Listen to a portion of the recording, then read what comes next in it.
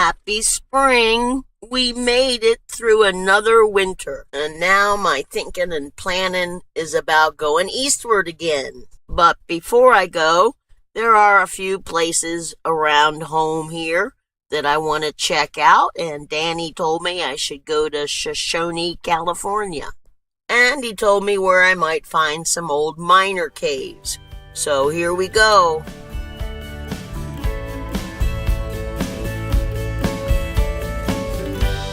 To Shoshone to see the miner caves, but I've discovered that there's a lot about this little town I want to tell you about. First, although Shoshones may have wandered up this far, predominantly they were in Death Valley, and this was Paiute territory. The town was founded in 1910 by a Mr. Fairbanks, who was a merchant that followed mining camps. Shoshone was a deserted mining camp when he got there, but the railroad was coming, and Shoshone was a dining stop.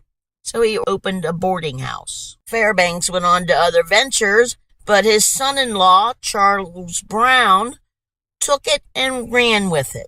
A general store, later a gas station, saloon, and hotel.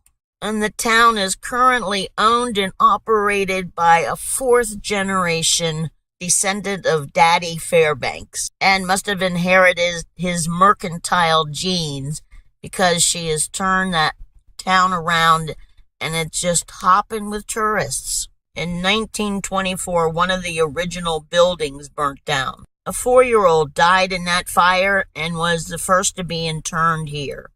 51 other local residents have joined him since then.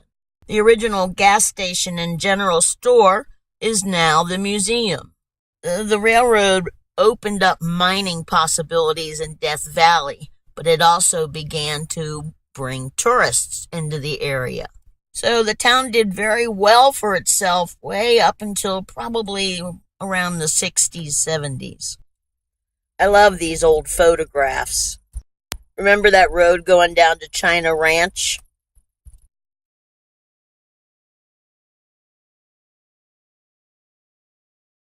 My grandfather had a little general store out in the country, and he had a meat locker door that looked just like that.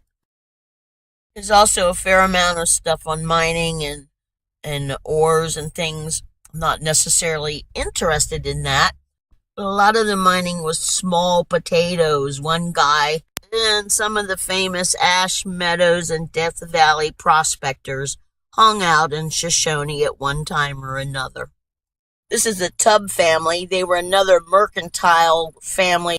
Kitty Tubb was also known as Shotgun Kitty. She and Ma Fairbanks were good friends. She and her husband ran a saloon, grocery store, hotel, and brothel in Death Valley Junction, and then later they moved up to Ash Meadows. Shorty Harris hung around Shoshone. He was a beloved Death Valley prospector who founded some big strikes, but apparently liked to drink more than he liked to work. He's buried in Death Valley. Since he liked drinking so much, it's no surprise that he had some good friends over at Dublin Gulch, whose first resident was a moonshiner. Joe Vollmer was one of the original residents. He was a German bootlegger. He was on the school board, and like all the residents there, he was quite a character. He was tall, erect, wore a white sailor's hat, and carried a cane. His mustache was always waxed to a needlepoint, after the manner of Kaiser Wilhelm. Although he increased his small pension by selling home brew, he always managed to give the impression that he was descending to your level when he accepted the 2 bits you left on his table. He was neat and as lordly and forever scrubbing his pots and pans. He kept the dugout immaculate, and when I first saw him standing on the ledge in front of his door, calmly surveying the valley below, he posed like an Alexander the Great with the world conquered and trust at his feet. British residents had high tea daily in their cave, and One lucky prospector spent his money not on a new home, but on a truck that he parked in a garage he'd carved into the rock.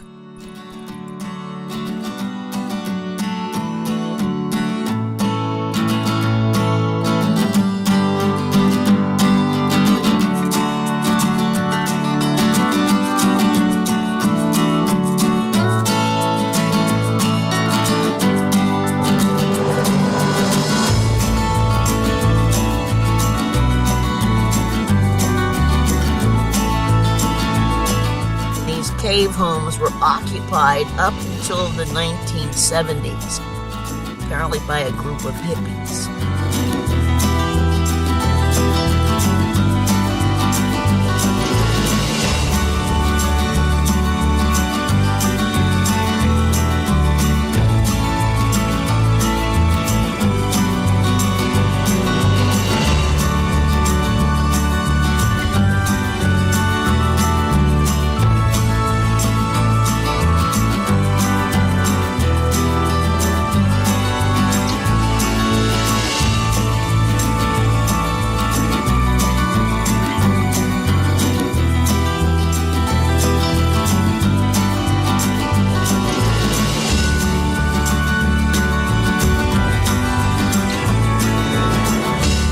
And as most people did in those days, they threw their trash just out the door, and there's piles of old cans and bottles scattered around the area, which I thought was fascinating.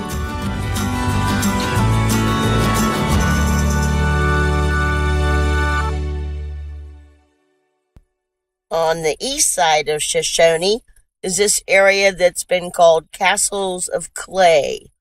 The first was dug out by a Henry Rutledge, and that's all I can find out about Mr. Rutledge.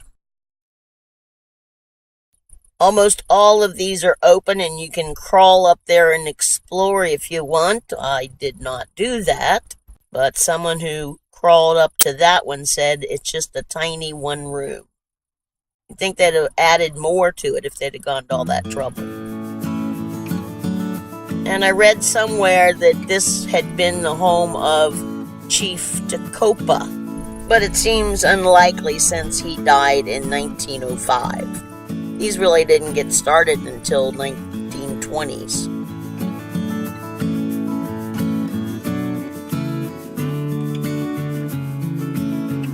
And I want to say a few words in conclusion about Chief Tecopa.